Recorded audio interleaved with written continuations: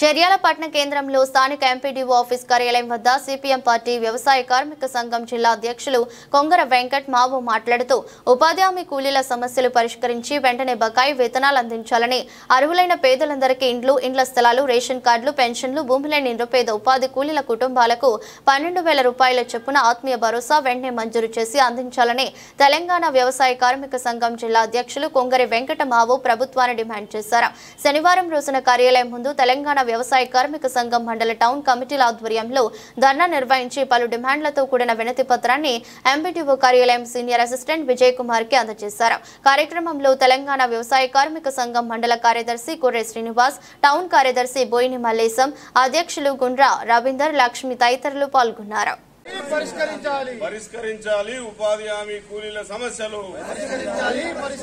తెలంగాణ వ్యవసాయ కార్మిక సంఘం వర్ధిల్లాలి. తెలంగాణ వ్యవసాయ కార్మిక సంఘం పరిష్కరించాలి ఉపాధి హామీ కూలీల సమస్యలు. ఇవ్వాలి కూలీలకు ఇండ్ల స్థలాలు ఇవ్వాలి. కూలీలకు ఇండ్ల స్థలాలు, ఆత్మీయ భరోసా. భూమి లేని కూలీ కుటుంబాలకు ఆత్మీయ భరోసా. భూమి లేని కుటుంబాలకు ఇండ్ల స్థలాలు.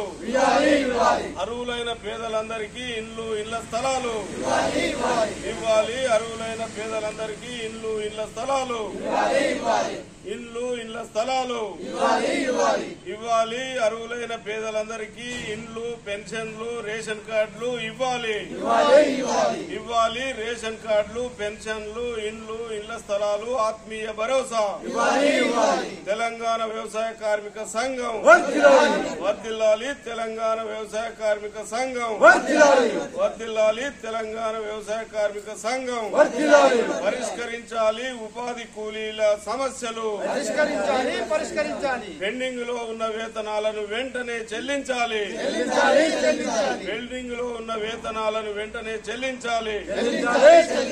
ఇవ్వాలి. దరఖాస్తు చేసుకున్న ప్రతి కుటుంబానికి కొత్త జాబ్ కార్డును ఇవ్వాలి. కొత్త జాబ్ కార్డులను కల్పించాలి. జాబ్ కార్డులున్న కూలీలందరికీ పని దినాలను కల్పించాలి. పనులను పెంచాలి. ధరలకు అనుగుణంగా కూలీ రేట్లను పెంచాలి. పెరుగుతున్న ధరలకు అనుగుణంగా కూలీ రేట్లను పెంచాలి. పని దినాలను 200 రోజులకు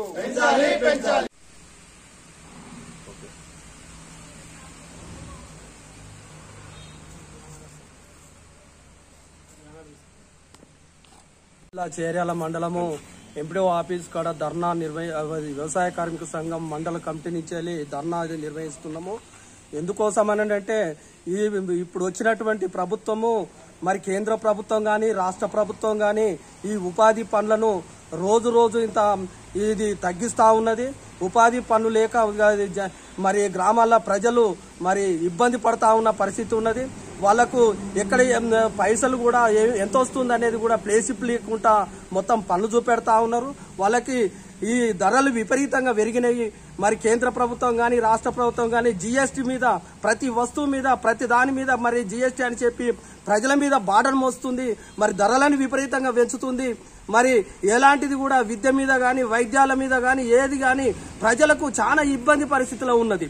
మరి ఈ ప్రభుత్వాలు ఎలాంటిది కూడా మరి ఈ పింఛన్లు ఇస్తాని పింఛన్లు కూడా పెండింగ్ లో పెట్టే పరిస్థితి ఉన్నది. అట్లాగే రేషన్ కార్డులు ఇస్తాని రేషన్ కార్డులు పెండింగ్ లో పెట్టింది. అట్లాగే ఈ ఇండ్లు ఇస్తాని ఇండ్లు పెండింగ్ లో పెట్టింది. మరి ఈ ఏది కూడా ప్రజలకు అందే పరిస్థితి లేదు. ఇవాళ వ్యవసాయ పనులు పూర్తిగా తగ్గిపోయినాయి. యంత్రాలు వచ్చినాయి. ఆ యంత్రాల ప్రారంభంగా వల్ల కూలీలకు పనులు లేకుండా వాళ్ళకు వ్యవసాయ పనులు తగ్గిపోయినాయి. మరి ఏదున్నా గానీ కొద్దిగా గొప్ప మరి వ్యవసాయ పనులు ఉపాధి పనులు చేసుకునేటువంటిది అది మరి పనులైనా చూపెడతారనంటే అందరికి పనులు చూపెట్టే పరిస్థితి లేదు. వెంటనే ఈ పనులు చూపెట్టాలి. ఈ ప్రభుత్వాలు ఇచ్చినటువంటి హామీలను నెరవేర్చాలి. నెరవేర్చకపోతే వ్యవసాయ కార్మిక సంఘంగా ఈ యొక్క ఉన్నటువంటి గ్రామాల్లో ఉన్నటువంటి కూలీలందరినీ ఏకం చేసి ఈ ప్రభుత్వాలను మెడలు వచ్చే విధానంగా మేము పనిచేస్తామని చెప్పి హెచ్చరిక చేస్తా ఉన్నాం. సిద్దిపేట జిల్లా చేర్యాల ఎంపీడీఓ కార్యాలయం ముందు తెలంగాణ వ్యవసాయ కార్మిక సంఘం మండల కమిటీ వైపు నుంచి ధర్నా నిర్వహించడం జరిగింది. ఈ మండలంలో ఉపాధి హామీ కూలీలు చేసిన పనులకు డబ్బులు రావడం లేదు. నెలలు గడుస్తున్న పరిస్థితి ఉన్నది. కొత్త జాబ్ కార్డులు పనిచేస్తా అని ఆసక్తి ఉన్న వాళ్లకు కొత్త జాబ్ కార్డులకు దరఖాస్తు చేసుకున్నారు. అవి కొత్త జాబ్ కార్డులు ఇవ్వడం లేదు. పని అందరికీ చెప్పే పరిస్థితి లేదు. ఈ రకంగా వ్యవసాయ కూలీలు అనేక ఇబ్బందులు ఎదుర్కొంటున్నారు. అదేవిధంగా చేసిన పనులకు పే స్లిప్పులు అంటే ఏ రోజు ఎంత పని జరిగింది, ఎక్కడ చేసినా ఎన్ని డబ్బులు పడ్డాయనే తెలియజేసే పే స్లిప్ అనేది ఉంటుంది. ఆ ప్లే స్లిప్లు అనేది కూడా రావడం లేదు. ఆనవాయితీగా ఎంత పని చేస్తుండ్రో ఎన్ని డబ్బులు వచ్చిందో గందరగోళ పరిస్థితులు కూలీలకు ఏర్పడుతున్న పరిస్థితి ఉన్నది. అట్నే ఈ గడ్డపారలతోటి మట్టి తవ్వి తీస్తే ఆ గడ్డపారకు బిల్లు గతంలో ఇచ్చేది. ఆ బిల్లును మొత్తం చేసే పరిస్థితి లేదు. గడపారకు పారకు తట్టకు బిల్లు ఆ కూలీతో పాటు యాడ్ అయ్యే పరిస్థితి ఉండేది. అది మొత్తం ప్రభుత్వం బంద్ చేసిన పరిస్థితి ఉన్నది. దాన్ని పునరుద్ధరించాలని చెప్పి అదే రకంగా సమ్మర్ అలవెన్స్ ఇప్పుడు ఎండాకాలంలో 100 రూపాయల పని ఆ కూలీ చేస్తే ప్రభుత్వం ఇంకో 100 రూపాయలు అదనంగా కలిపేది. దాన్ని కూడా ప్రభుత్వం తీసేసింది.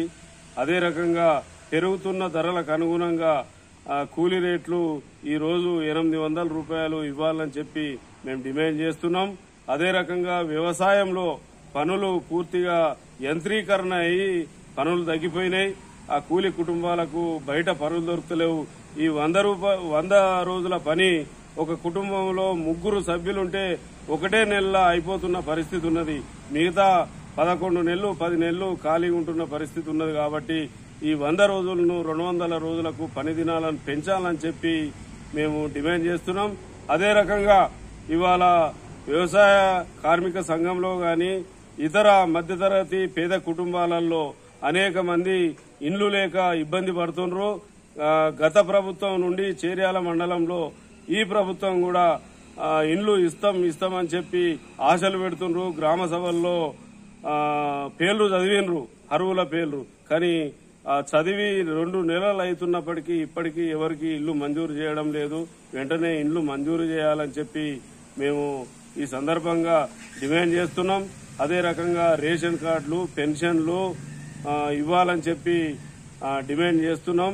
ఈ రకంగా అనేక సమస్యలు అపరిష్కృతమయ్యే కాని సమస్యలు, పరిష్కారం కాని సమస్యలు మండలంలో ఉన్నాయి. ఈ సమస్యల మీద ఆఫీసుల చుట్టూ ప్రజలు తిరిగిపోతా ఉన్నారు, వ్యవసాయ కూలీలు తిరిగిపోతా ఉన్నారు.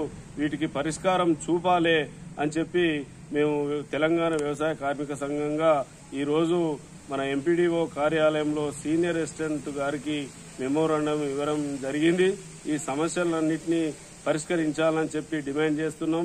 లేని పక్షంలో వ్యవసాయ కూలీలను ఏకం చేసి రాబోయే రోజుల్లో పోరాటాన్ని ఉధృతం చేస్తాము, ప్రభుత్వ కళ్ళు తెరిపిస్తామని చెప్పి మేము ఈ సందర్భంగా ప్రభుత్వాన్ని హెచ్చరిక చేస్తున్నాం.